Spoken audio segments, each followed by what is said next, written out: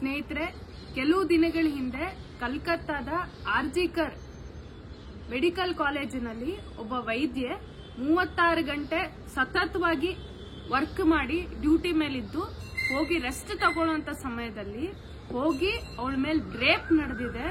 ಅಷ್ಟೇ ಅಲ್ಲ, ಅವಳನ್ನ ಬಹಳ ಕ್ರೌರ್ಯದಿಂದ ಸಾಯಿಸಿ ಅವಳನ್ನ ರೇಪ್ ಮಾಡಿ ಬಹಳ ಬ್ರೂಟಲ್ ಆಗಿ ಆ ಆರೋಪಿಗಳು ನಡ್ಕೊಂಡಿದ್ದಾರೆ.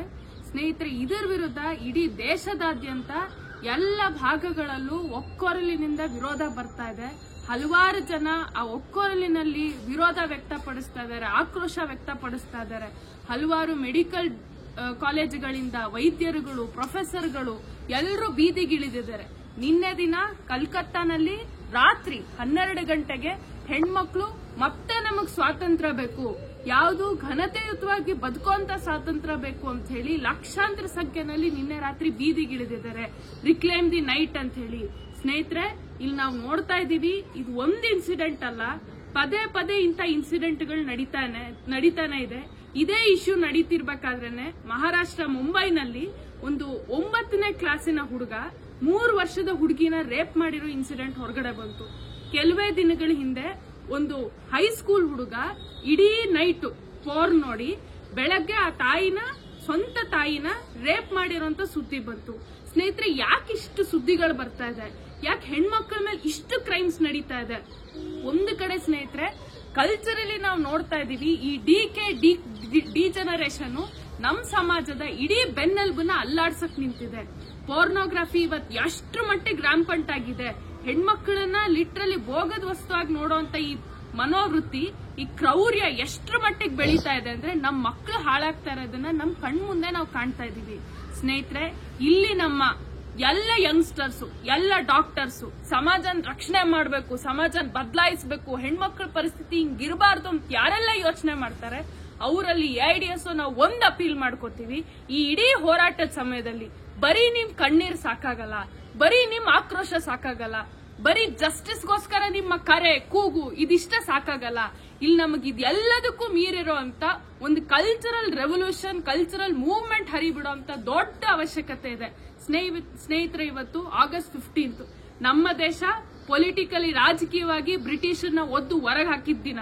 ಸ್ನೇಹಿತರೆ, ನಮ್ಮ ದೇಶದ ಸ್ವಾತಂತ್ರ್ಯಕ್ಕೋಸ್ಕರ ಹೋರಾಟ ಮಾಡಿರುವಂತ ಎಲ್ಲ ಕ್ರಾಂತಿಕಾರಿಗಳನ್ನ ನಾವ್ ಎಷ್ಟು ಜನ ನೆನಪಿಸ್ಕೊತಾ ಇದೀವಿ? ನಾವ್ ಎಷ್ಟು ಜನ ಮಕ್ಕಳಿಗೆ ಭಗತ್ ಸಿಂಗ್ ಕಥೆನ ಹೇಳ್ತಾ ಇದೀವಿ? ಎಷ್ಟು ಜನ ಮಕ್ಕಳಿಗೆ ಖುದಿರಾಮ್ ಬೋಸು 17ನೇ ವಯಸ್ಸಲ್ಲಿ ಹೇಗೆ ನೇಣಗಂಬ ಏರ್ದ ಅಂತ ಹೇಳಿ ನಾವ್ ಎಷ್ಟು ಹೇಳ್ಕೊಡ್ತಾ ಇದೀವಿ? ನೇತಾಜಿ ತನ್ನ ಸ್ವಂತ ಮಗುನ್ ನೋಡಿದ್ದು ಕೆಲವು ಗಂಟೆಗಳು ಮಾತ್ರ, ತನ್ನ ಹೆಂಡತಿ ಜೊತೆಗೆ ಇದ್ದಿದ್ದು ಕೆಲವೇ ದಿನಗಳು ಮಾತ್ರ. ಅಷ್ಟು ನಿಸ್ವಾರ್ಥವಾಗಿ ಹೆಂಗ್ ಬದುಕಕ್ ಸಾಧ್ಯ? ಅಷ್ಟು ನಿಸ್ವಾರ್ಥವಾಗಿ ಹೇಗ್ ದೇಶಕ್ಕೋಸ್ಕರ ಜೀವ ಕೊಡಕ್ ಸಾಧ್ಯ?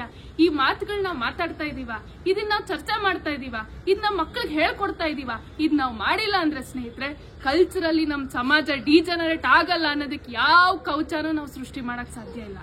ನಮ್ಮ ಸೊಸೈಟಿಗೆ ಏನಾರು ಈ ಇಡೀ ಜನರೇಷನ್ ಸಿವಿಲೈಸೇಷನ್ ಕೊಚ್ಕೊಂಡು ಹೋಗೋದಿಕ್ಕೆ, ನಿರ್ನಾಮ ಆಗೋದಿಕ್ಕೆ ಏನಾದ್ರೂ ಒಂದು ಸೇವಿಯರ್ ಇದ್ರೆ ಅದು ನಮ್ಮ ದೇಶದ ರಿನೈಸಾ ಫ್ರೀಡಮ್ ಮೂವ್ಮೆಂಟಿನ ಥಿಂಕರ್ಸು, ಫೈಟರ್ಸು, ಅವರ ಐಡಿಯಲ್ಸ್ ಮಾತ್ರ ಸಾಧ್ಯ. ಸ್ನೇಹಿತರೆ, ನಮ್ಮ ಸಂಘಟನೆ ನಾವುಗಳು ಮತ್ತೆ ಅಪೀಲ್ ಮಾಡ್ತಾ ಇದ್ರು to the whole of the society. ಈ ಹೋರಾಟದ ಮೂಲಕ ನಮ್ಮ ಕಳಕಳಿ ಅಪೀಲ್ ಇರೋದು, ದಯವಿಟ್ಟು ಈ ಸಿವಿಲೈಸೇಷನ್ ಉಳಿಸೋ ನಮ್ಮ ಕೆಲಸದಲ್ಲಿ ನೀವು ಕೈ ಜೋಡಿಸಿ, ಈ ಹೋರಾಟಕ್ಕೆ ನೀವು ಬನ್ನಿ. ಇವತ್ತು ನಾವು ಸುಮ್ಮನೆ ಕೂತಿದ್ರೆ ಸಾಕಾಗಲ್ಲ ಫ್ರೆಂಡ್ಸ್. ಪ್ರತಿ ಇನ್ಸಿಡೆಂಟ್ ಆದಾಗ್ಲೂ ಕೂಡ ಜಸ್ಟಿಸ್ಗೋಸ್ಕರ ಫೈಟ್ ಮಾಡಕ್ ನಾವು ಬರ್ಲೇಬೇಕು. ನಮ್ ಮುಂದೆ ನಮ್ ಸಂಸಾರಗಳು, ನಮ್ ಕುಟುಂಬಗಳು ಎಲ್ಲರನ್ನ ಕರ್ಕೊಂಡ್ ಬರ್ಬೇಕು. ಸ್ನೇಹಿತರೆ, ನಮ್ ಫ್ರೆಂಡ್ಸ್ ನಮ್ಮ ಕಾಲೇಜಿಂದ, ನಮ್ಮ ಸ್ಕೂಲ್ಗಳಿಂದ ಅವ್ರನ್ನ ಕರ್ಕೊಂಡು ಎಳ್ಕೊಂಡು ಬಂದು ಮೂವ್ಮೆಂಟ್ ಅಲ್ಲಿ ನಾವು ಭಾಗವಹಿಸಬೇಕು. ಜೊತೆಗೆ ಫ್ರೆಂಡ್ಸ್, ನೆನ್ಪಿಟ್ಕೋಬೇಕು, ಇವತ್ತಿನ ದಿನ ಮತ್ತಷ್ಟು ಜಾಸ್ತಿ ನೆನ್ಪಿಟ್ಕೋಬೇಕು.